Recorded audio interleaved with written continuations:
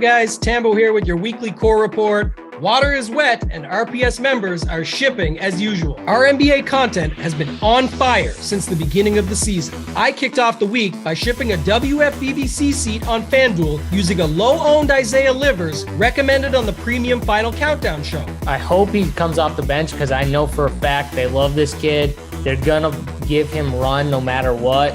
They're probably going to push him, and he's $3,100. Our premium content comes through big time, whether it's our up-to-lock shows, heat maps, core plays, or playbook. Join us today so you can start shipping too. I wasn't the only one shipping a seat last week. Our guy Locks secured a DraftKings NBA Live Final seat as well. AP's core plays from Sunday helped a bunch of members win too. Junior hit for $3,000, while Nick's Story shipped for over $15K. Steve Boynton used our core plays and playbook to make a late swap that won him $3,000 in NBA. And Punisher used the NBA heat map to ship $100,000 on DraftKings. As always, subscribe to our YouTube channel and hit the like button on this video as well. Keep the good mojo going. Our NFL dominance continued into Week 8 as well with some big wins. D-Hops shipped for $4K on FanDuel. EJOCam won $5K. And Dirty Deeds 30 hit for $7,500. Some of our best screenshots aren't necessarily the huge scores. Bankroll building is a big part of becoming successful, and we love to see the good ROI hits too. Cusplove illustrated this perfectly, turning $2 into $800, while Wes turned $18 into $2,500 on DraftKings, and Jalapeno turned $198 into a monster $77K. His great pizza brought the great mojo in Cincinnati. Congrats again to all our members. If you want to be featured in the core report, drop your winning lineup in the Members Never Win channel in our premium Discord. If you're not a member, join now. You won't find a better value with all sports included for one low price. Remember, if you're not winning with us, you're watching us win. Until next time, let's keep running pure.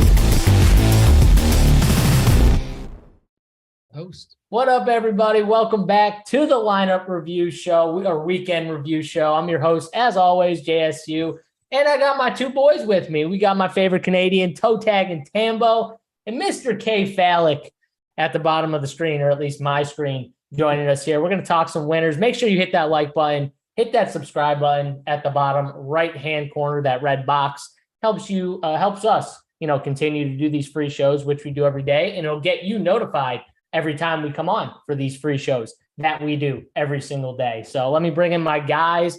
First off, Kevin, who's really he's really pumped up today. He's got a question for the viewers, and someone might be able to win a $100 single entry ticket if they know the answer to this question. Kevin, what's going on today, my friend?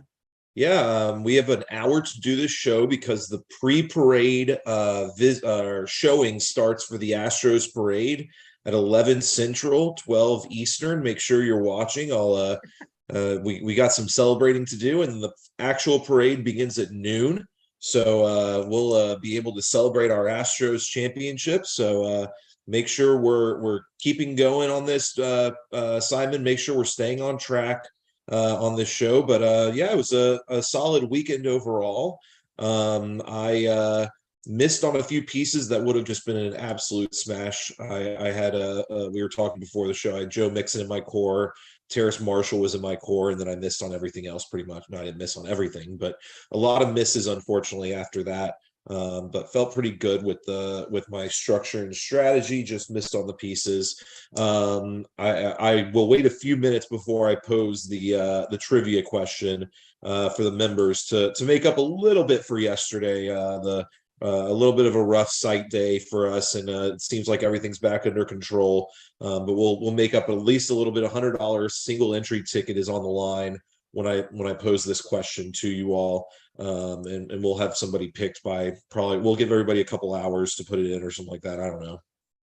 Well, we'll wait and let some people file in first. We'll do that maybe towards the end, Kevin, just so we get the maximum viewers, and we'll we'll hit it a couple times before we go into it. But yeah, yesterday, a lot of things maybe we all got right and things we got wrong for sure. I think it was definitely one of those slates where depending on the position, if you're actually giving takes and you're, not playing every single dude on the slate, you're going to have some swings and misses on some of the positions. And I was like you, unfortunate for me, I did not get the 58 burger from Joe Mixon. I had 0 Joe Mixon everywhere.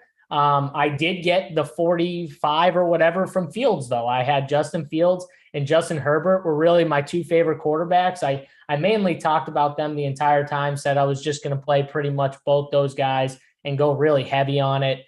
I did. I was close to like 50-50 on both those guys, 50% Fields, 50% Herbert. And they were my 2 favorite. Those 2 games were 2 of my favorite games.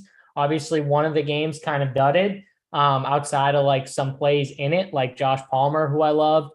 And one of the games shot out. And we'll talk about the game that shot out, obviously. But yeah, I didn't have any Adams, but I still ended up not losing money on the day. It's crazy how things work. But Tambo, this is what happens when you consistently do it. You're going to have stands that will help you, and you'll have stands that sometimes hurt you. But that's DFS.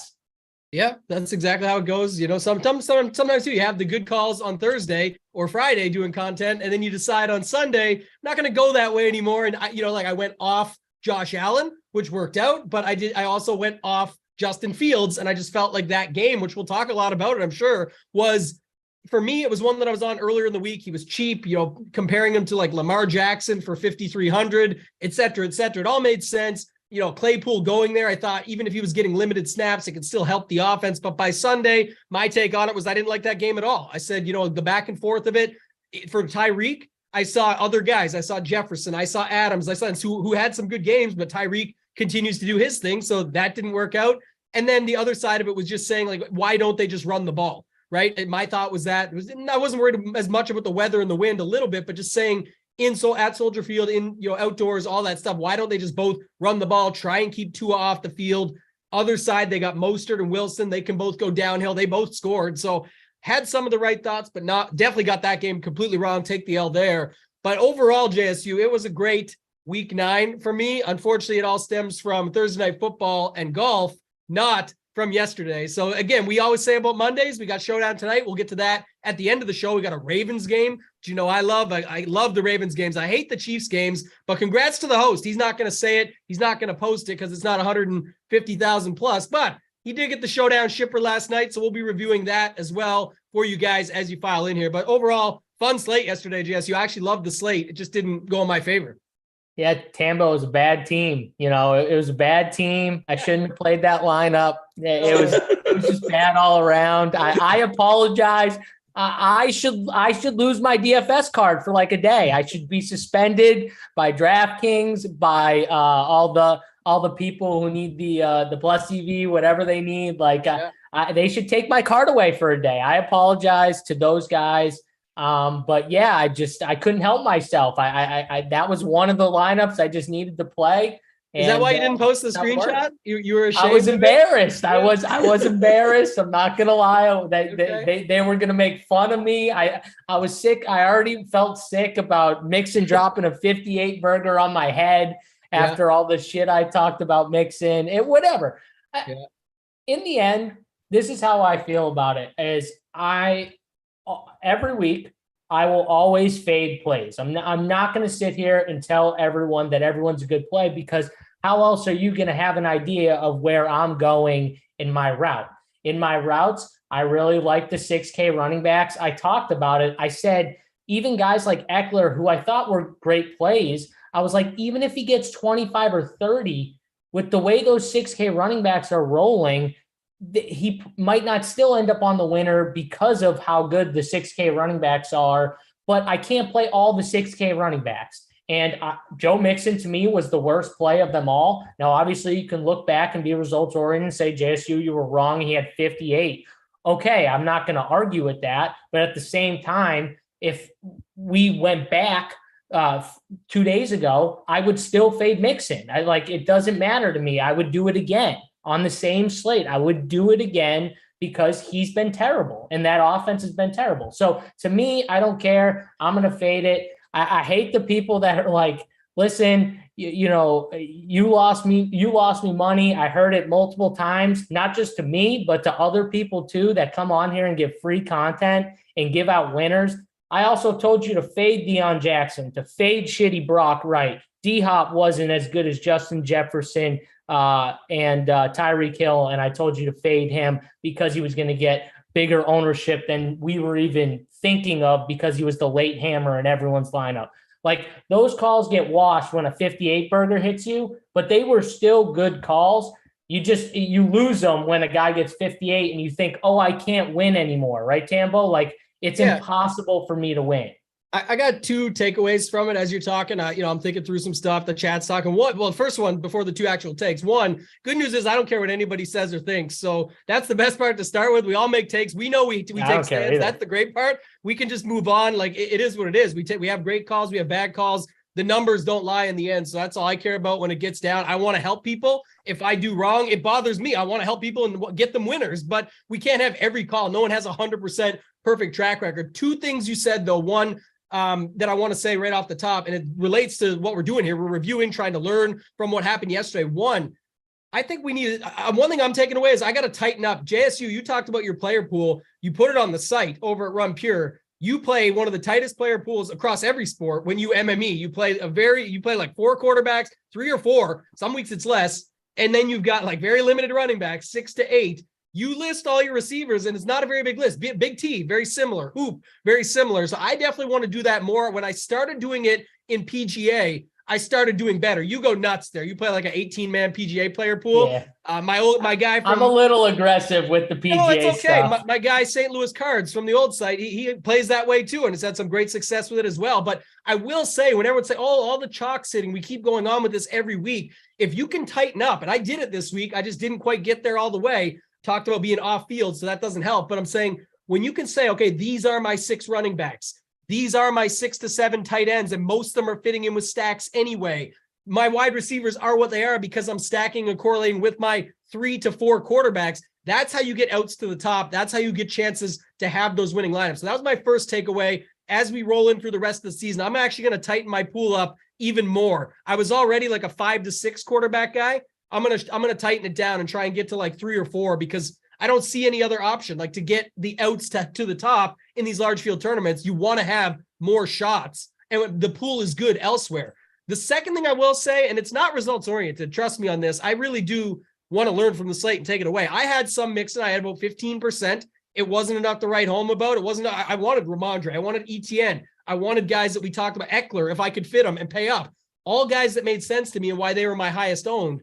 But looking at the slate, results-oriented aside, it's not the 58 that gets you on it. When you look at the matchup, again, not like Panthers were that good. The fact that everyone was on these 6K running backs, and he was another one jammed in that range with no ownership. And lastly, probably the biggest point for me, Carolina Panthers D was very high owned on this slate. So if you're talking about leverage, and when we get to the Millie Maker lineup, by the way, spoiler alert, it's one of the best Millie Maker winning lineups I've seen in the last maybe 2 years doing the show. And so shout out to the winner there, but we'll talk about that when we get to it. But I will say, we're leveraging everybody else. People were using Mixon and leveraging ETN with a guy like Kirk or so on and so forth. So again, it's not because the 58, people don't say that. I'm saying that when you think about Mixon with this slate, and it's hindsight for me, so I'm not winning much because of it, but I'm just saying it does make sense to me why you would get there based on those 3 factors, right? The matchup, no one really behind him to worry about. The fact that he was up in that same range as Stevenson, Parker, ETN, all those guys that would have crushed him if he did show up as dusty old Joe Mixon,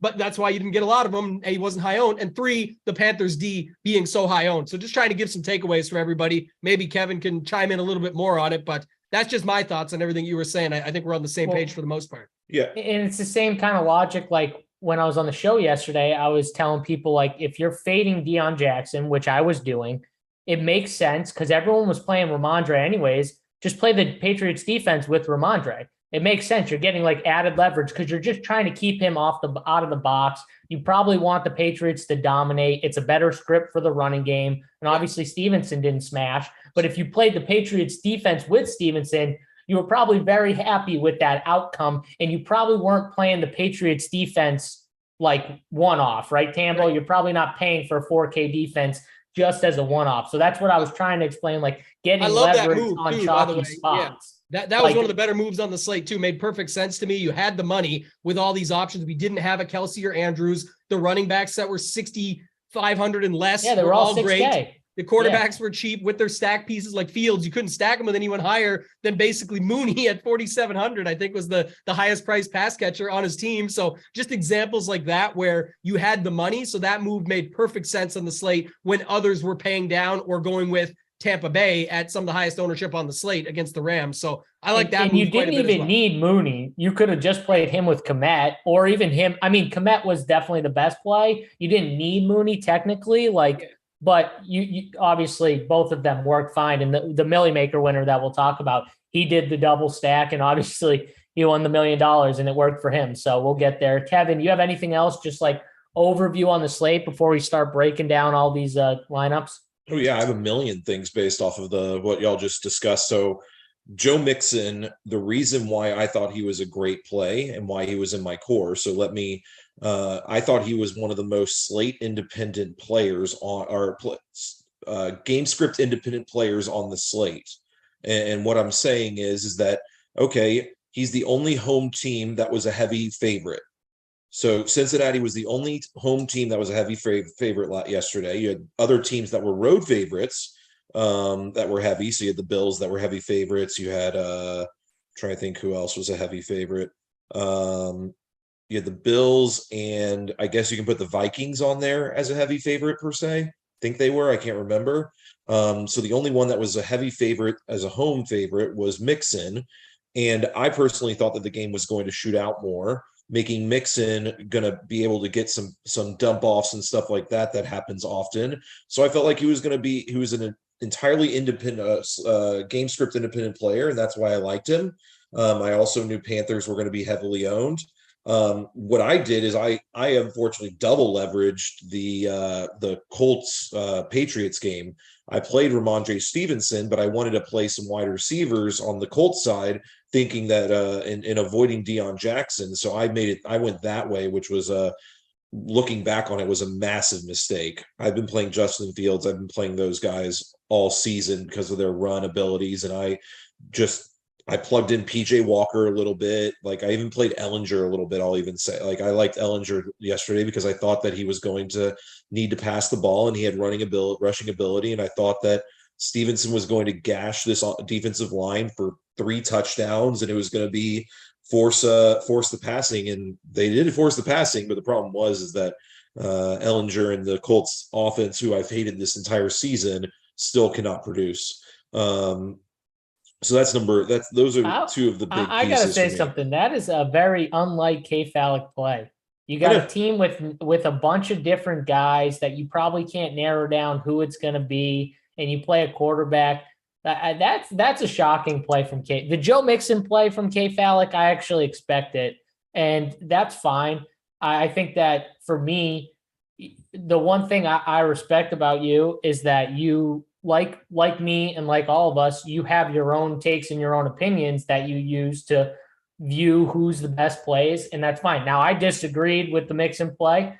I will obviously take the L. I still think he's dusty. I think that offense is horrible, but it worked out for you. Now, KFALIK, nobody expects a 58 burger when they play anybody in fantasy football. Let's just be honest right there. So that's a super outlier. Like the top guys, Christian McCaffrey's and Austin Eckler. If we get 40, we're like fist pumping. You know, that's what we want. A 58 is just.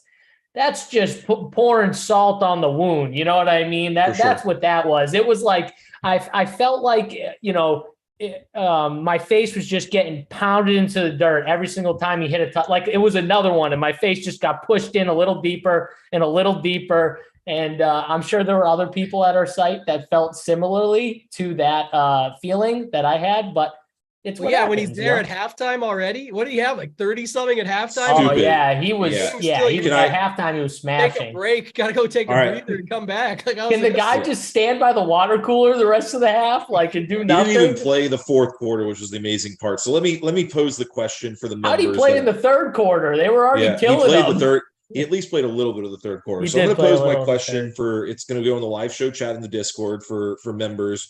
$100 single entry ticket for tonight's tournament. You can pick whether you want to play the $1,100 one or 1,100 person one, or if you want to play the 277. Your choice.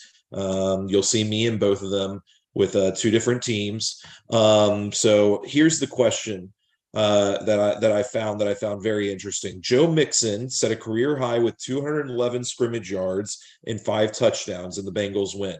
There have only been, he is the 6th player in the Super Bowl era with at least 200 scrimmage yards and 5 touchdowns in a single game. There are 5 other ones. I'll even give a hint. 2 hints I gave to the guys, to JSU and Tambo. There's one wide receiver who was in 1990, and then there were 4 other running backs that have been in the 2000 and beyond, so 2000 until today. So you need to name as many of those players as you can, and we'll pick one person who names the most of the 5 at the end of this show. So list your 5, 1 wide receiver, 4 running backs, not Joe Mixon, he's the 6th. List those out, and we will pick a winner. Do not go and research it, guys. Like, let's actually have some fun with this. Oh, people are definitely researching this one. Name It's got to be the 5 first minutes one ago. to again. do Don't it. name one at a time. If you name one at a time, that's going to be your Yeah, one. it has to be one message in a row. Message with all 5. Do and 1, we're 2, picking 3, the 4, first 5. one. We're picking the first one that does it. The full 5. You don't get the ticket if you guess 4. You need all 5. That's how we're doing it. You got to have them all. Let's go. Yeah. All and right. I'll tell you right now, one of the performances that you're talking about, it was like right when I started playing DFS, and I was slowly starting to get into it, and it was one of the weeks where I just remember it was just another one, and dude was breaking like monster runs, and I was just sitting there going, this is like the most amazing thing ever. The guy had over 50 fantasy points. I had like never seen that before, and like anything. I was like, this is so cool. Like, the dude had 50, and it was like one of the best games I ever like got to see, like a running back just absolutely dominate, just completely dominate. And I got an answer in the YouTube chat. I'm not sure if that's right. In the YouTube chat. Did you see this one, KFALIK? I'm looking right now. The answer that is not correct, though. The one Aaron Henry just posted. We got one in the live show chat in Discord. Yep. Just I promise I will. Let's go back. I want to talk about this Millie lineup anyway, so Simon can get it up there, and then y'all. I'll keep an eye on everything. Y'all keep on putting in your 5s. Nobody's gotten it right yet. As Simon's getting the winner up, I will just say this again: hit the thumbs up, hit that like button, hit the subscribe if you're not subscribed to the channel. We've got a show. I'm pretty sure it's at 3 p.m. Eastern. It could fluctuate an hour, whatever. But BigT, JT Hayes, and whatever guest he decides to bring on for that show, they'll be breaking down the Showdown show tonight. And when Taysom is on the slate, our guy Big T, he normally has some hot takes. So you might want to stay tuned for that Saints-Ravens Showdown breakdown, because it should be a good one.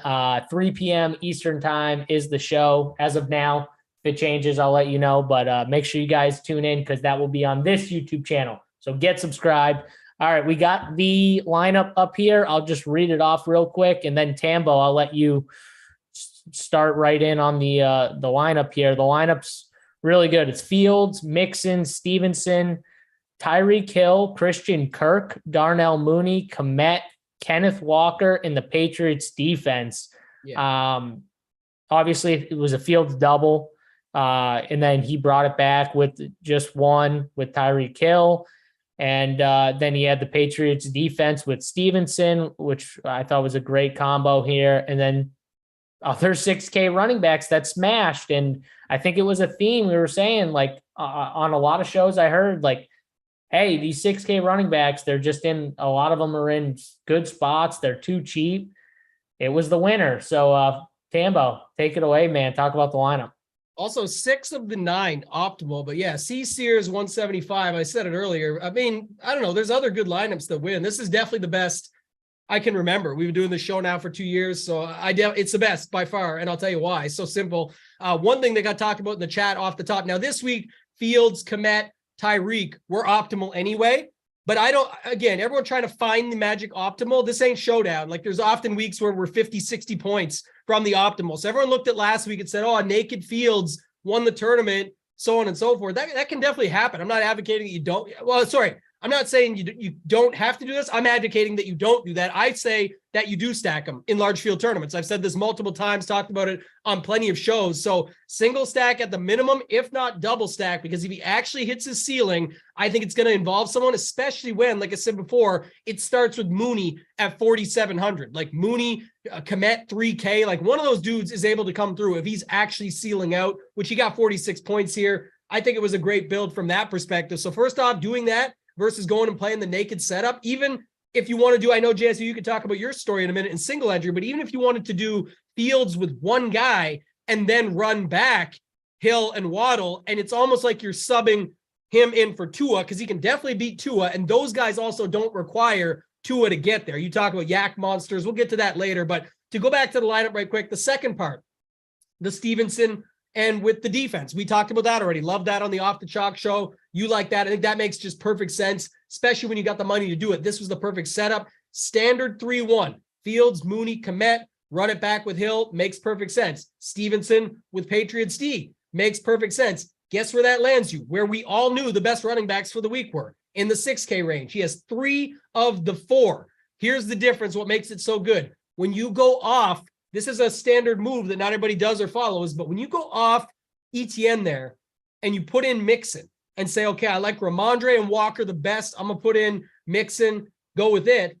You now have room at the wide receiver to say somebody on Jacksonville might come through in this matchup. It's a pretty good spot against the Raiders. Somebody instead of ETN is going to come through, and then he goes and plugs Kirk into the wide receiver spot. So that's what, to me, just sets it off on top of just great construction from the start to finish. Also, you know, I'm a guy follows everybody on Twitter, rolls around to try and see what information I can find. C Sears 175 almost shipped the Millie the week before this. We just didn't talk about him last week because he didn't fully ship it. So to come back the next week after, I think it was a top 10 the previous week, to come in and get the job done, just incredible. And, you know, the chat mentioned like surprise Stevenson on there. There was lineups up there with Aaron Jones on there that had a chance to get to the top. It's just the way it shook out when you had this type of construction that you just needed the last piece to finish it off. So I love the lineup. I thought it was great. I checked it. It was max salary. So, you know, no real way to change it up to get it that much different. And overall, just an incredible build. So shout out to C Sears 175 on getting the job done. Yeah. I mean, interesting too, like no Devontae Adams. He was, you know, top scorer, I think, at wide receiver, right? I mean, 39 fantasy points. There was no Adams in this build. It had Tyreek. So obviously, like, I mean, that's a $400 difference. I mean, maybe you'd swap that Tambo, but you wouldn't in this build because you're playing the Fields double. But the build is perfect. No, I'm just saying, like, it could have had a higher score. It's interesting to me though that it was just, there was no Adams. Like, he was the top scorer by, I mean, I would assume Tyreek was second, right? I think it was him, Tyreek, Justin Jefferson in the range, right? But to your point, that's the issue would be he would be taken out as run. Like, for example, Ramondre Tyreek is a good secondary stack. It could have been ETN with Adams and still have Kirk in there and just have that little mini 3-man, but correct. Not running back the Miami guy was going to be very unlikely if you were setting off a Fields setup. Like you said, even yourself and others were running Fields with the 2 from the other side, which makes perfect sense. So I'm saying that for him to go away from Hill would just be so unlikely, even though it technically would have scored better. Not something that I could see them doing. And so not really, you know, no penalty for that, obviously, anyway. So, but it definitely could have scored more. It would have made just a time, like it would have been a secondary stack, right? Technically, it would have had a 2-man, because I know he could have upgraded Kirk. He would have had money left over, but Stevenson, Tyreek would have been ETN Adams and still had Kirk for 2 Jags and 1 Raider. but then you go away from But the then Miami you wouldn't side. have the Patriots defense maybe. No, he on would that have build. Patriots D. He would have lost he his would've. run back. And I don't think Okay. anyone's running a triple stack with Fields very often, at least, where they're not expecting one of Waddle or Hill. So that's why the lineup is fine. Like to me, I just again, I like to point these things out that we're the looking top at scorer angles. isn't always on the winner sometimes, unless they drop a 58 burger. But I think it's interesting. I think the lineup is really, really well constructed. I mean, look at the lineup. Every single person in that lineup. I mean, okay, you could say Cole Kmet, but he played field, so it's with his stack. Tight end wasn't that great. There was no one that you're like, wow, that was a off the board play like crazy, right? All these dudes were in play. Tambo, did you look at anyone in this lineup and go, I didn't even think of him? No, that's my point. Exactly. It was literally, if you're running Fields, I'm stacking them that way anyway. So I see like this looks perfect to me. I just wish I got to it, but in the end, perfect build otherwise. And it's not like Zach Wilson wasn't needed last week, but if you remember last week, it was very similar. We had the cheap wide receiver 1 in Garrett Wilson, the cheap tight end in a spot there as well with Tyler Conklin. It's just last week, Zach Wilson wasn't needed, and Zach Wilson is not what Justin Fields is for the ability for the upside. Again, look, Justin Fields, he was in an excellent spot, not going back to, I already took my L on it. My point being, though, he also had a lot break his way. Like that 60-yard run, there was 3 different tackles that got broke for him to get in the box. Like little things along the way that's how it works. It's like Mixon. Mixon could have stopped at 38, but he got 58. It just, if it keeps breaking your way, that's fantasy football. So I can make the case that Fields should have had more.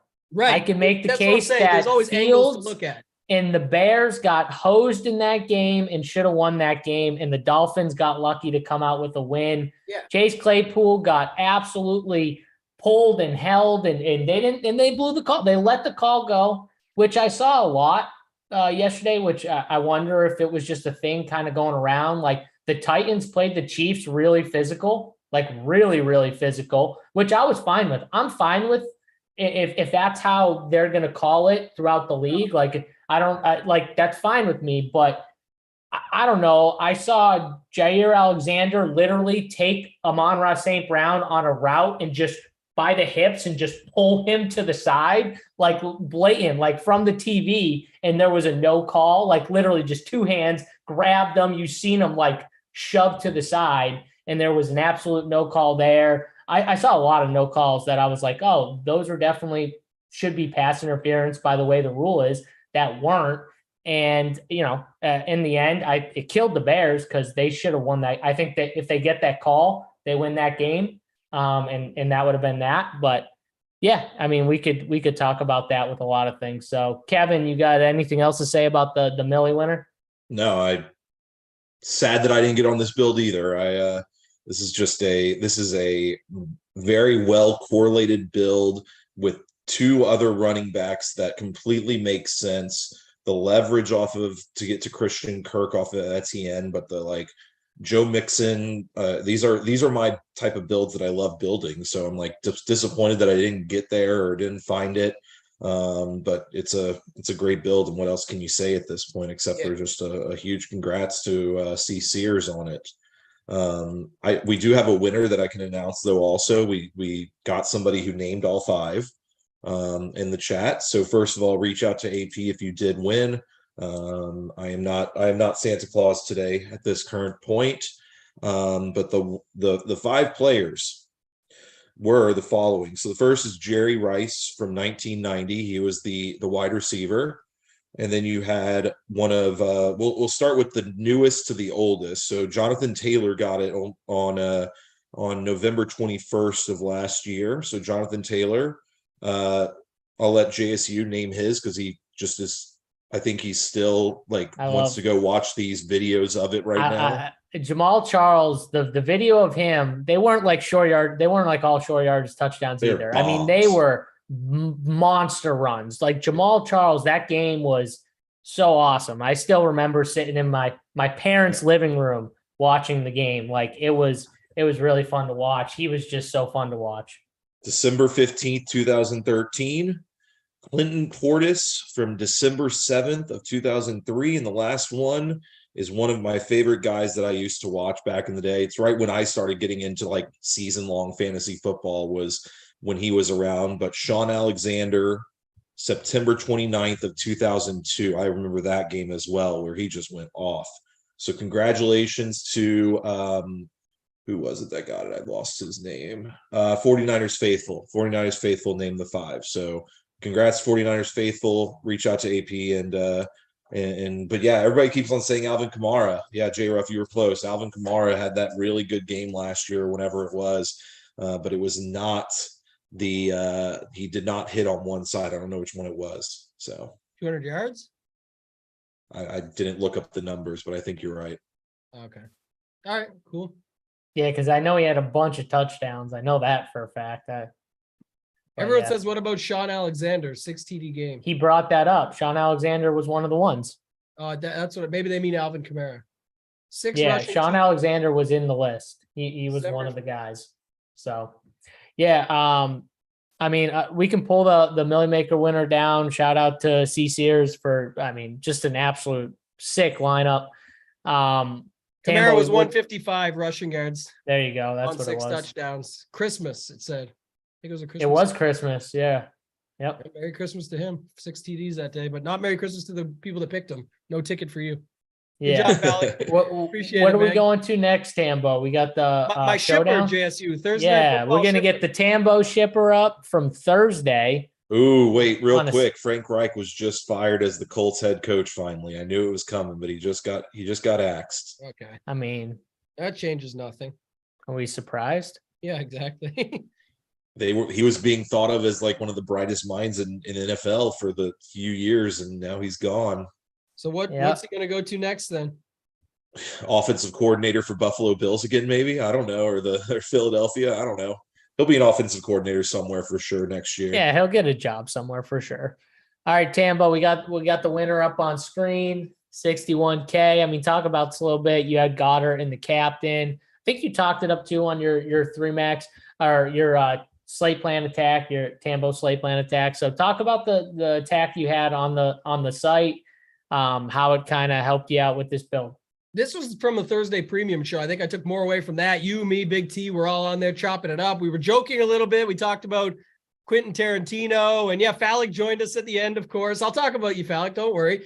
And anyway, we talked a lot about it. And to start the day, we had thought, the 5-1-4-2s were going to be the most common, and just how do you get different within them, because it's a boring slate and so on and so forth. And in the end, it looked like, everyone was playing some of the cheapies. There was 4 tight ends for Houston. There was multiple options for the Philly side. There was a lot of cheaper guys. Boston Scott, we had to talk through Gainwell, and with Sanders there in the matchup where Derrick Henry had just ripped them up. And anyway, what it all came down to, this was an MME set, but the build was pretty simple. It was a lot of what we talked about. It was Goddard up top.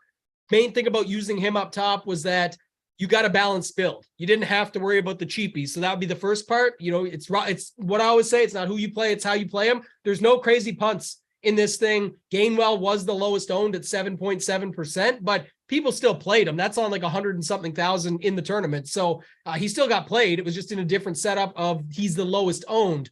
But then Hurts with Goddard, want to pair your quarterback with your tight end usually. Don't have to with all of them or with all of your pass catchers, but for a tight end, I generally do.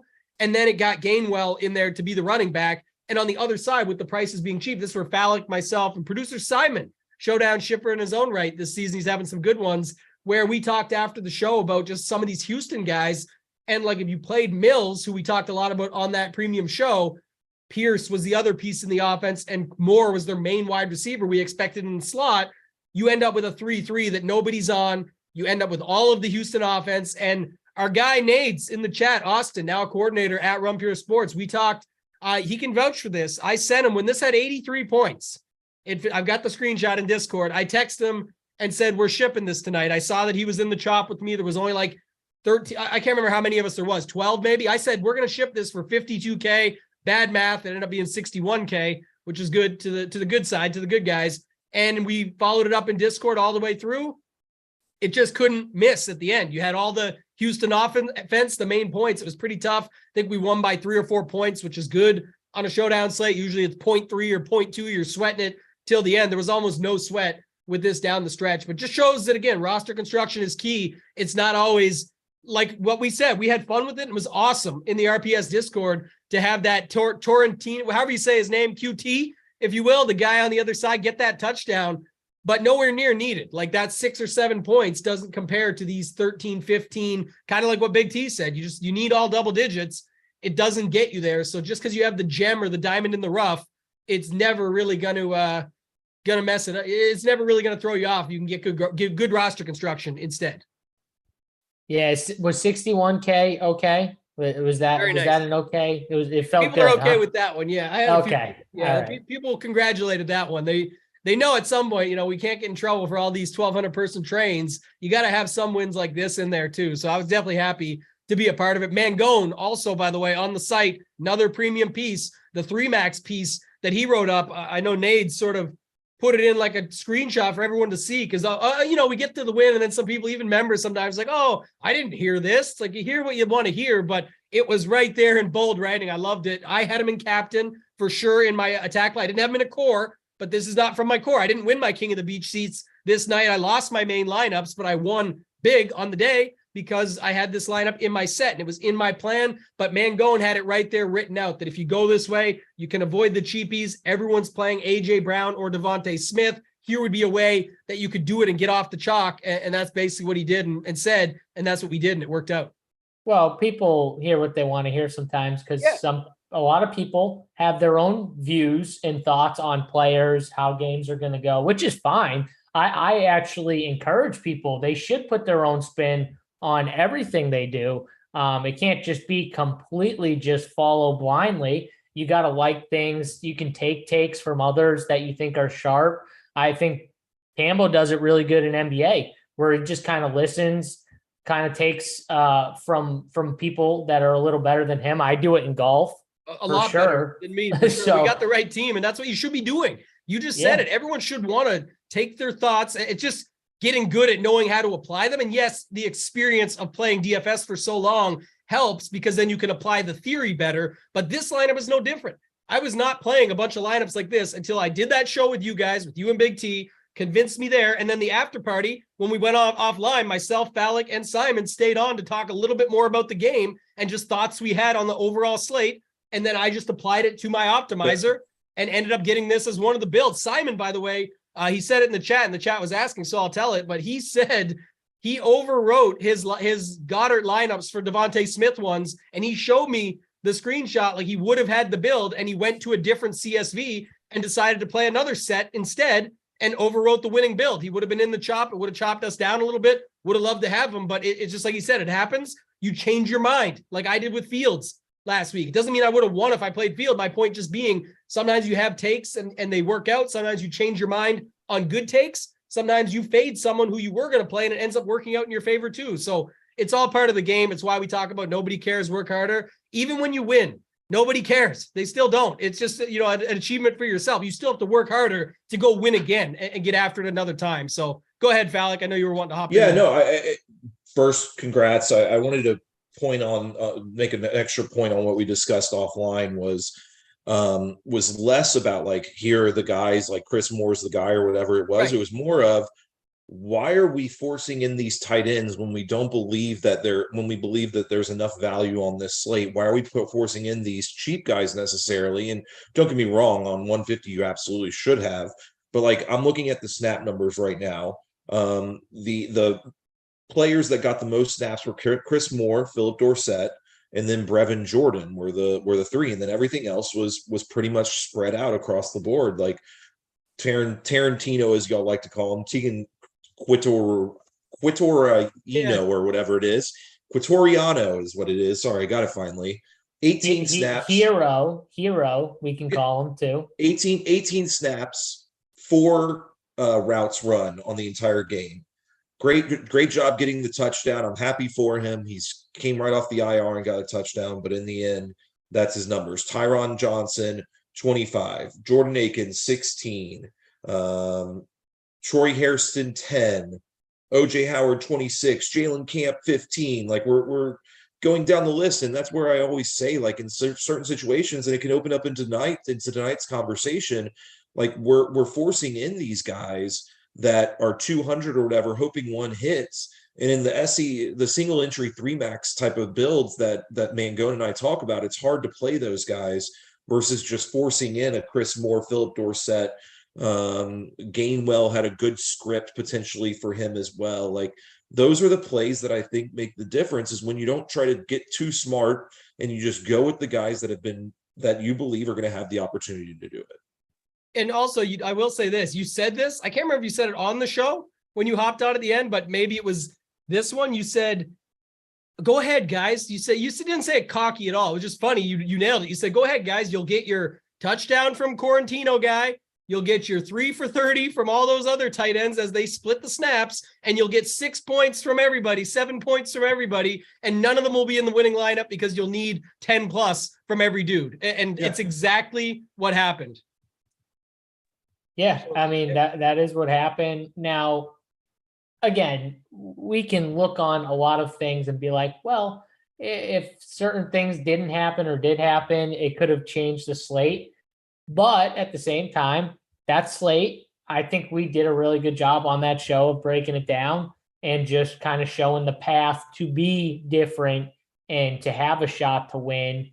And yeah, when you 150, you're going to need certain plays. And I think Kevin is more looking at it from the standpoint all the time of like, why am I playing this guy when I'm playing 1 to 3 teams? He's just not in play for me when Correct. I'm playing 1 to 3 teams. 100%. Or these cheap guys are not in play for me. I'm just going to play the guys that I know are going to play for sure. I'm going to get my obvious run and hopeful points. They get double digits, and I can beat out the cheap dude with the touchdown. It's just a different mindset to then guys that are 150ing, but also playing 3 teams and also are trying to be different. So it kind of is just a completely different mindset, which is good to have Kevin sometimes give his takes, because not everyone does 150. Not everyone plays 3 lineups or 1 lineup or whatever. So I think all the different ways and styles we play kind of help. And to the player you are, as the subscriber, the viewer, you should be trying to focus on whoever kind of plays to your style and not the other way around. Like, if you're not a 150 guy, you shouldn't really be focusing in on the guys that are just constantly 115, because they're always going to come to you from that perspective. If you're a 3 lineup guy, it's the same thing, right? You want to find people that play it kind of the way you play it. Yeah, and last thing I'll say, just because it applies to everybody again, but that's what we try and do over at Rumpier Sports. If you want to become a member, now is a good time to join. That's part of it. But I think there's a huge edge in taking like what Falik and Mangone do in the 1 to 3 max for me as a 150 player, because I can take some of that theory and apply it, and I don't have to waste as many. Like, I didn't waste as many lineups on those tight ends that night because his theory to me made perfect sense. Big T's theory of let's chop up AJ Brown and Devontae Smith because they still have Goddard and they still have some of these other guys at running back that they should be running downhill on the Texans could work out. So I just applied some of those, but then you don't burn as many lineups. So I can use his idea and theory to my advantage by having more lineups and not burning as many lineups. It'll burn me sometimes too, but it's all what you believe in the slate, and then take it and apply it. And I think that's the key, and that's what I try and do. So worked out well for me this night. I love Showdown this season. It's been a lot better just grasping the game a little bit more, putting the game theory into it, and working on those good builds in my set. So having a lot of fun with it. This was a good one. And Tambo, just to relate it back to the show, to show people this lineup that was made, one of the main points that Big T had was only playing 1 pass catcher from Philly, right? That was one point he made during the show. Now, who your pass catcher was might have been different, but that was just one point. And then me and him both talked about how Kenny Gainwell was a great play that no one was going to be on. So you could take from that show literally this build. We said 3 Texans. We said Kenny Gainwell was a top play that no one was going to play because he was in a dead range. And then we said 1 pass catcher from Philly. Literally the whole show, it was exactly how it kind of went, and obviously led to guys like you, Nades, shipping big. And that's awesome. And hopefully some other guys, I'm sure there were some other people who shipped other things too.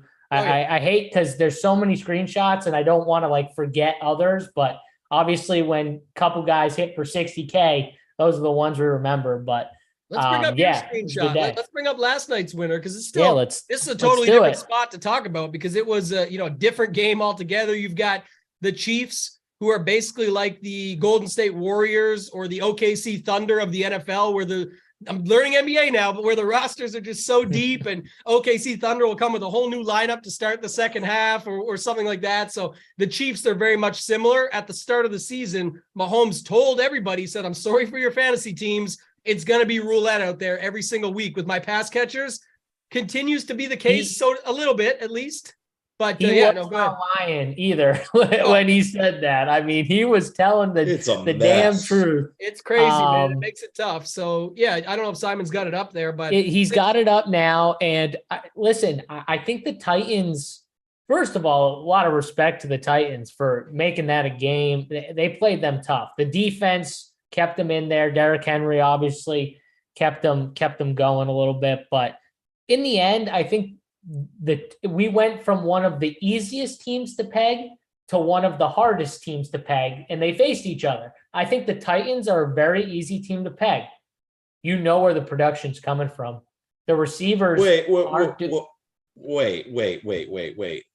Yeah, script wise, it has to be a script. Like they are a script dependent team. So in your script, how are they winning or keeping this game close? I didn't think they were. Give me the way. No, but give me the way. Give me the way. If you play I agree. If there's a script that they are keeping it close, it's coming from Derrick Henry. Wait, time out. Hold on. I'm going to pose a question. So if you're building that they keep it somewhat close, who are you playing? Derrick Henry and the kicker. Derrick Henry and the kicker. Now, the kicker obviously wasn't on the winner, but okay, yep. Derrick Henry and the kicker's fine. I kind of agree with you. Who wouldn't you play? Everybody else? Exactly. Pretty much exactly. I agree with you. My point is that I think the Titans were the easiest team to peg the way you were scripting games out. Correct. I agree with you there. If you thought that this game was a sluggish kind of game, which, I thought 5-1 and 4-2 builds were the right way to go. I didn't think 3-3 builds were ever getting there. I think 5-1 and 4-2s. Now, obviously, 5-1-1. I was very heavy on 5-1 builds. Obviously, it helped me have this winner at the top. But I'm just saying, this lineup, like Derrick Henry gives most of their offense. They don't really have another guy like an A.J. Brown that they used to have who does a lot of their other offense. Malik Willis, super raw. I like that he was running more last game, or it felt like to me they were more designed RPOs, where I thought he could have ran it actually a little bit more on some of those. Should have, by the way. Yeah, probably are very bad. His arm I think though it's going to come more with him learning, right? We could see it, even just the development from 1 week to the next week. I thought there were big improvements. I really did. I thought there was actual big improvements to the offense, but I'm sorry, this was the way they were keeping it close. It was Derrick Henry or bust. There was nothing else. Maybe Malik Willis rushing in a touchdown. That was the only other way I could think of. Outside of that, I didn't like any of them. I like that the tight end that he had a little connection with. Yeah, I played a little bit of him, but both of the only two that was my thought process. Well, I was never playing Austin Hooper. I just, because I live in Nashville, I get the wonderful opportunity of watching this team play too often, and I know that Austin Hooper has become one of the guys for them to dump off to and stuff like that. So Austin Hooper and Okonkwo, the other guy that I had, again, I was playing the trail script. So I had Malik Willis. I had a very little Derrick Henry, and then I had a lot of Dontrell Hilliard and the two tight ends. He was the guy, if you were building lineups where the Chiefs kind of beat him up, I thought made a lot of sense in 5-1 builds or 4-2 builds, just like him getting there at the end. But what I'll was just most say this, interesting, the Chiefs from the 5-1, I thought was the obvious way because the Chiefs are the hardest team to peg.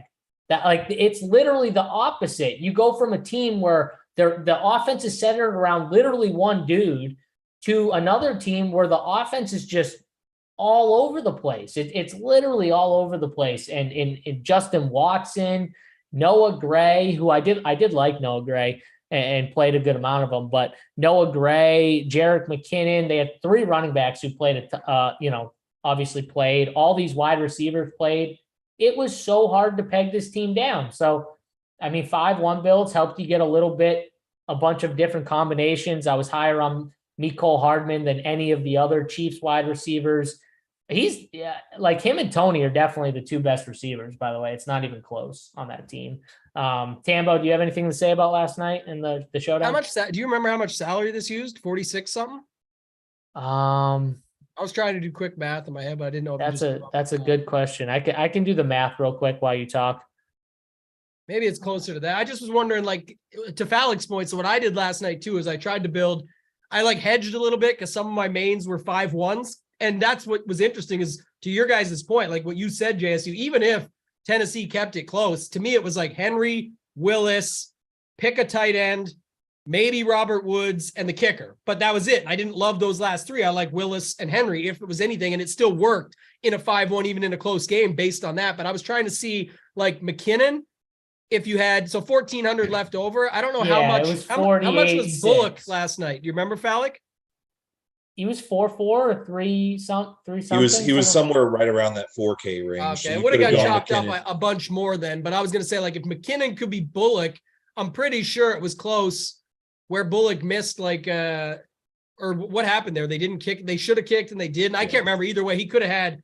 I felt like he could have had more, and you could have seen the 4-2 win. I think a lot of people were on the 5-1 last night, but just to say it, to Falik's point of the Henry and the kicker is the way they stay in it. I've seen that work a little bit more than not lately where you can have that type of build, but McKinnon hopped in, and I thought McKinnon made more sense in the keep it close build too. Like we wanted Pacheco if it was going to be that actual blowout. So I think a lot of people here, JSU would have had Pacheco and just leave that little bit more money. He was 2,400 last night. It would have left $2,000 on the table as opposed to 1,400. So either way, I love the build. Solid. Congrats to you. And I know like a little bit more of a chop, but last night was also only 300K up top. It wasn't the 500K or the milli. So, I mean, it actually wasn't a massive chop, first of all. Second, based on that, I mean, it was bigger, but not that big. And then second of all, I was surprised with how many got to this build, even though I know it's a 5-1 and Henry and that, but with money on the table, with Noah Gray and Kelsey, with, McKinnon instead of Pacheco, like little things like that, where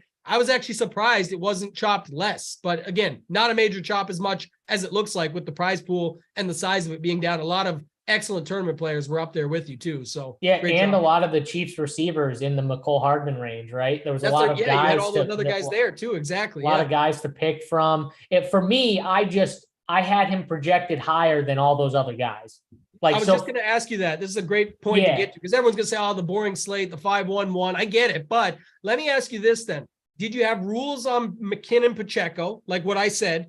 And then secondly, I had a bunch of, so my favorite cheap guys were Pacheco, Noah Gray, and McKinnon. Those are my 3 favorite cheap guys. So like, did you separate McKinnon Pacheco though? I didn't make that rule. I thought naturally I was going to get a lot of builds with one or the other in personally. Because I played pretty much mostly all Mahomes and Kelsey in the captain. Those were my 2 captains that I pretty much went heavy on. So that's where it was. And then I underprojected guys like Juju, MVS, and Tony, and I actually bumped Tony's up, but it was still under value wise, point per dollar. Yeah, but it was still under Hardman, who I made the top guy of the receivers on the slate. So I bumped him over. That was going to be my second question. And then my third to go with that off of that. Why was Hardman your guy? Or did you just pick a guy and say, I don't want to have every one of everyone, so I want to commit to a guy and hope that it's him? Like, how did you get to Hardman is the guy? And what's your thought process on that? Well, I thought the whole year Hardman was going to be the guy. I thought the whole year he was going to be like the number 2 guy to Kelsey. Now it didn't start out and work out that way, obviously, but they're rotating him. I thought he was going to be like almost like Tyreek Hill, like poor man's Tyreek Hill, the way they were going to use him. Yep. They use him a little bit, but not to that extent. I did like, though, they lined him up in the backfield a little bit, got that touch. Like they're starting to use him in ways the last couple weeks. You're starting to see a little more of Nicole. And JSU again, has had I just think he's had a hard on. Knows. He's had a hard on for hard man for the last 3 years. Miko hard on, nice. And anyone in the Discord, like I was getting questions in the Discord before lock, and it was all like Hardman or Juju, Hardman or MV. Like, and my answer was Hardman to all of them. So everyone knew that I was Hardman over, all those other Chiefs guys. But yeah, I just think he's more talented. I mean, MVS can't catch. Juju can't move. Like, he can barely get separation. I know he had 2 big weeks, but like, I still think he's just kind of dusty. That's why they traded for Tony. They need another shifty guy. Their offense, look, the guys that go off in their offense, guys like Travis Kelce, Hardman, guys that are just quick, super fast, twitchy, can shift and move. You saw some of those Tony routes. Like, no one else on that team, maybe outside of Kelce, can run some of those routes. Like, he's just so much better than those other guys. And that's why they went out and got Tony. I think they need another guy who's just super quick and fast and twitchy like him. Weird they played him the first, like he got the first catch of the game, and then he didn't play very much later on in the game. I know he did more than that, but I'm saying that later in the game, he really didn't play at all. So it was interesting. Andy Reid. That's Andy Reid just showing off his new toy a little bit. I got a new toy, but I'm saving him. Just remember he's here. Yeah, I like that. And I will like to round it out, at least from my thoughts, is if you do have a stand, the showdown slate is the time to take it. So like you said, you've been on Hardman forever. The Miko hard-on was a great one by Falik. I like the one-liners. But if you've got that situation, that is the time to do it. Because we're getting the questions in the Discord. You said it. Hardman or MBS? What if I can get up to Juju? Should I still, we don't know. If I knew, I would go with it. But what I do know is my stand is this guy, and I'm rolling with it. And you did it last night with Hardman, led to a shipper. And that's the time to do it when everyone's deciding, is it going to be feature Tony night or just show him off night or not even play him at all night? Is it going to be MBS time? Catch a bomb? Is it this? Obviously, in MME, you can play them all if you want and mix it up. But taking the stand is the biggest way to do it, where you get out ahead and have more lineups that are with Hardman, which when he's needed like he was, you end up leading to finding the optimal. So definitely love that call. Great work overall, man. Again, congrats. Yeah, that's called taking a stand and actually playing the stand. You know what I mean? It's not just talking about the stand, or it's not just playing it, right? That's actually taking the stand, which I think is what we do really well here. And sometimes it works, sometimes it doesn't, but we'll keep taking those stands. I always do. So I love it. You guys want to just quickly touch on tonight's game? I know we got another show coming up that, obviously with Big T, JT Hayes, and I'm sure a guest, where they'll really dive into it, give you guys the full breakdown. So make sure you stay tuned for that show. It's at 3 p.m. Eastern time. Hit that like button too. Let's go. We got 267. We can get over 100. Let's hit that like button, get over 100. Hit the subscribe box at the bottom right-hand corner, and we'll dive into this game real quick. Just give kind of fresh thoughts on it. Tambo, do you have the slate pulled up? I do, yes. All right, let's hit on it. So Ravens against Saints in New Orleans. A little bit of news here, right? For a lot of these teams, you got Mark Andrews out. Michael Thomas went on IR. I don't even know what happened to him. He just disappeared. Gus Edwards hurt his toe again. Another dislocated toe or something like that. Hurt his toe. He's got a bad toe. Gus Edwards doubtful with an injury, so it looks like hamstring injury. It looks like he's going to be out. Rashad Bateman is out. Then you got a bunch of questionables. Robinson's questionable. Landry's questionable. I mean, Mark Ingram's out for New Orleans, which, I mean, isn't that big of a deal. But we got a lot of guys that are just gone from these games, but specifically from the Ravens. I mean, J.K. Dobbins was already out. He's on IR.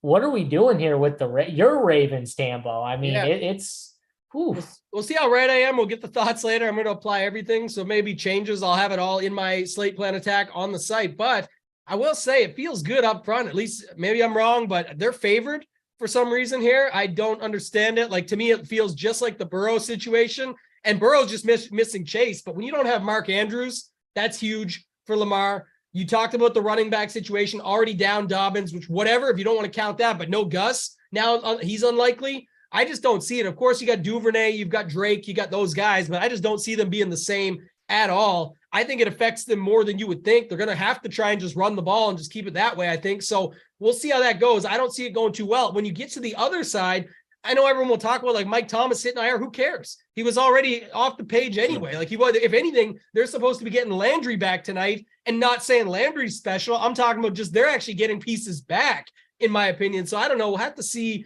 how it shakes out. But you know, Lamar, likely the most popular captain on the slate. I get it.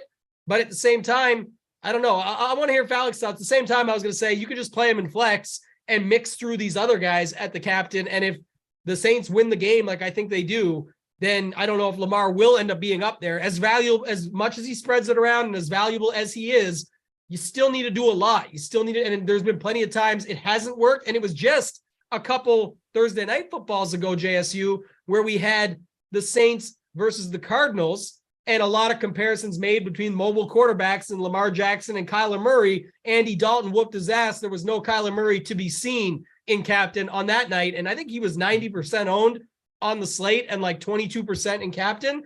We could see the exact same thing tonight with Lamar, and he just might not be needed up top. Falik's the man to talk to about that, though. He'll probably run a 1-5 Lamar and ship all the money or something. I don't know. I hope not. I think that what the big thing that I'm getting out of this game tonight is that the projections are going to be very difficult to peg down, I think, causing people to really struggle with how to build their lineups. First of all, you got to keep your eye on, as you said, Jarvis Landry news. The other big piece of news is actually going to be Demarcus Robinson for Baltimore, but they've priced up these Baltimore guys quite a bit, which is nice, but they've also projected some of these guys really low based off of what they've been doing from what I can tell so far. And a lot of these cheapies are hitting. Obviously, Josh Oliver is hitting a lot. Do I want Josh Oliver? I'm not sure.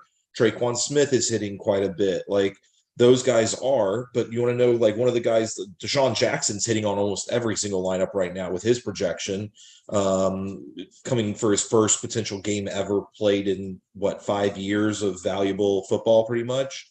And he's hitting almost all the lineups. But then you have guys like James Prochet, who's on the field almost every single snap last game, who's barely hitting anything. Same thing with Juwan Johnson. Like all these guys aren't hitting at all. And we're really, I think it's going to be very interesting because the projections aren't being friendly. And the one person like just running 50 lineups just with projections as is that is not hitting one lineup is Kenyon Drake. And Kenyon Drake is being projected very low by the industry. And I don't know if it's fair or not, but based off of stat numbers, I think he should be projected higher. But we'll see I think people are going to really struggle with what projections look like specifically for the Baltimore side of the football. In my opinion, the other thing is you have Dwayne Washington played 13 snaps last game as the backup to Alvin Kamara, another cheap guy that could get some run. Don't really know. But I'm very interested in this slate. And the other thing that we can't forget, I'm going to say it now, we got two good kickers on the field again. You got Will Lutz, who I think is not getting enough usage in the kicking game so far this year. And then you got the best kicker in the entire world in Justin Tucker. So keep an eye on that. I think I'm really excited for this game personally. I think that it's in a dome too. So like you got Justin Tucker in a dome, you got Lutz going against, you have the Saints going against a really solid defense, in my opinion, and the Ravens adding a piece to their defense as well. Could easily get stopped because they got Andy Dalton at the quarterback position. So I just think that there's a lot of under projections. There's a lot of over projections. And that there's going to be it's going to be a lot of fun building tonight based off of them.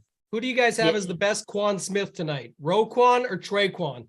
Roquan is definitely legit. So right. I mean, that was a good trade. Like Roquan Smith that's a good trade for them for sure. He's if going they can, did they sign him to a long-term contract or not yet? I don't know, Not yet, but either no. way, I think it's a good trade. I think I don't he's think just they a worked good, it out great yet, but I'm player. sure it's soon. That's Okay. the plan most I'm likely. sure they want to. Yeah. I'm sure they want to. So Also, I'm sure they'll Tucker, get it just done. to note, But we know he's Hall of Fame-esque, but him clowning on Russell Wilson on the plane. Did you guys see that when he said Lamar's probably back there getting the troops fired up with his leg moves and stuff, making fun of Russell Wilson? That's a world class. That's what you want in your kicker. So very appreciative of that guy, not only winning the team games, but also taking digs at a guy like Mr. Unlimited himself. So love to see that. yeah, you don't normally see kickers making fun of like quarterbacks. So that's always Amazing. a good thing. Great content. It's always a good thing to see. So first of all, I got a few things to say on this game, but the first thing I'll say is the Saints are winning this game. I mean, just Saints win. This is Baltimore is just so many injuries. I mean, you saw it when those guys, they struggled a lot. Like, what are they going to do? Receiver, their best tight end. I know Likely's really good. But it's just a lot to overcome, I think. And New Orleans is just, I don't care what anyone says. I just think they're like a solid football team. Like, they're not the team that you're going to watch and be like, oh, look at this. This guy's just the best, or, this team is amazing. No, but they grind and they hang in on games when they shouldn't even be in games somehow. They play teams tough. And yeah, did they lose some games? Yes, a lot of them were close games, like most of them, honestly. And they were in the game and could have won. This team is definitely better than their record, in my opinion. And I think they're better than Baltimore right now. I don't like Baltimore.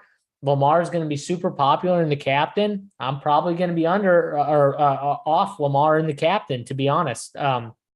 Just going to say nope, because I like the Saints. I also like the fact that I could easily see the kicker duel here, Falik, because Lamar in the offense, I could see them stalling out, and they're going to play it. I would assume they're going to play it somewhat safe. They've got Justin Tucker. They've got a ton of weapons out. Are they going to go for it? Over kick it on a fourth down and close in a close game, which again, the Saints play a lot of close games. I know we just saw them blow out a team, but they play teams close. That's the one thing about the Saints. So it's not like I think it's a blowout, but I do think the Saints win this game, and I do think the kickers make a lot of sense in these spots. Kickers on both sides.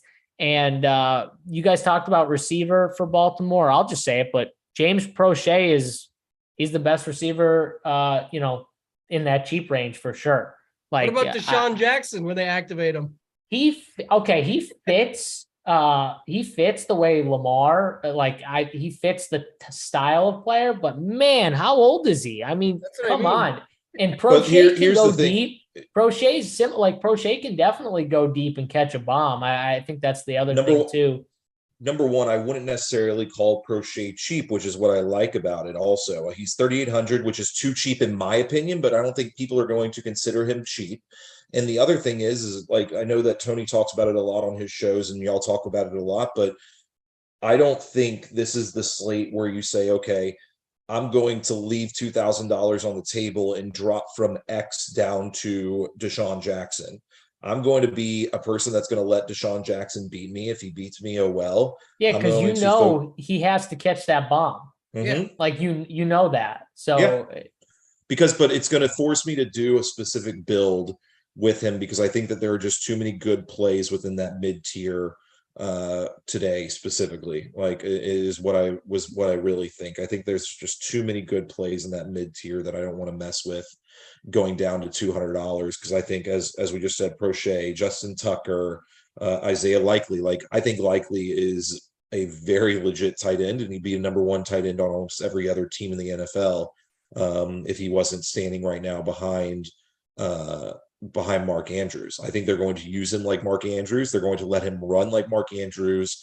And I know projections are already saying that he's the only one that I feel like is actually fairly projected, except for the studs like in Alvin Kamara and Lamar Jackson. Isaiah Likely is the only one that projection makes a lot of sense to me at the 12 to 15 range.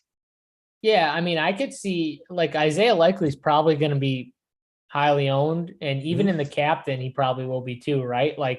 Lamar. You would have to think like he's the next Ravens guy that gets the most popularity in the captain, absolutely. right?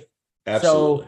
So, and I think he's a good play, but like for me personally, I haven't built any teams yet, but over Lamar, like I like the Saints, but you could still play a guy like Likely in the captain, even in those builds, because I think at his price, he can still get there and be heavier on the Saints side in general. So I don't hate him. If I had to pick a Ravens captain, it probably would be him or maybe the kicker. And that's about it from the captain. I think most of my captain exposure will come from the Saints side and play some of these Saints guys and hope they just, do enough to get there. But I do think the Saints win. Taysom Hill, anyone? I mean, I think Taysom Hill is going to be used more. I think with Mark Ingram gone, Kamara, I mean, they're going to give Kamara a lot of looks, but they're going to use Taysom Hill to run the football a little bit. Like I'm saying right now, and he's got touchdown upside. Like every time he gets the ball, he's got the upside to house it or whatever. And he makes sense. Another one that maybe touchdown, he's there. Another one that I think is possibly misprojected. Like if you look at the snaps from last game, he took 23 of the 64. So he was in for almost a third of the snaps, which is probably the most he's ever been in not playing quarterback. He went on 12 pass routes and he ran the ball 10 times. He ran the ball 10 times last game. And they're using him in the offense. And I think that definitely, like, he got 2 targets. I think it's a misprojection. He threw one pass also. But Falik, he is probably the hardest person to project. Like, sure. But that makes him such a good play in tournaments because Absolutely. he is it's almost like the Kenny Gainwell play in a little ways, Tambo, where we were saying like in his range, like he's almost to the point where everyone's saying he's such a bad play, which in Showdown actually makes him somewhat a really good play in my eyes. That's kind of how I view it. Yeah, true statement. But one thing about this, I will just point out on the flip side of that is that because his projection is so hard to make, people boost it or they use like a ceiling version of his projection.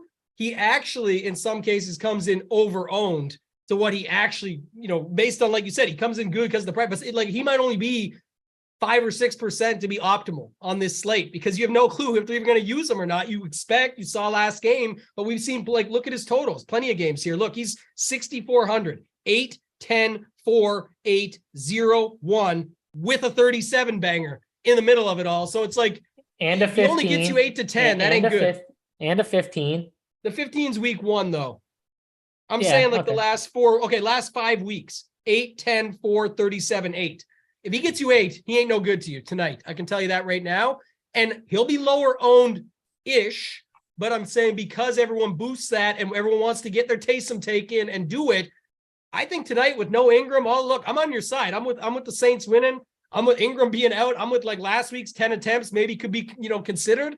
Then I'm interested, but I'm just saying, don't go too, I don't think you have to go too crazy with them. And I actually, like we talked when Big T, we're hitting up the show later, Big T with JT Hayes and a guest, but when they had, I think it was the week with either Whistles or Brick on with them talking about how their simulations show when a guy is actually better in captain than not.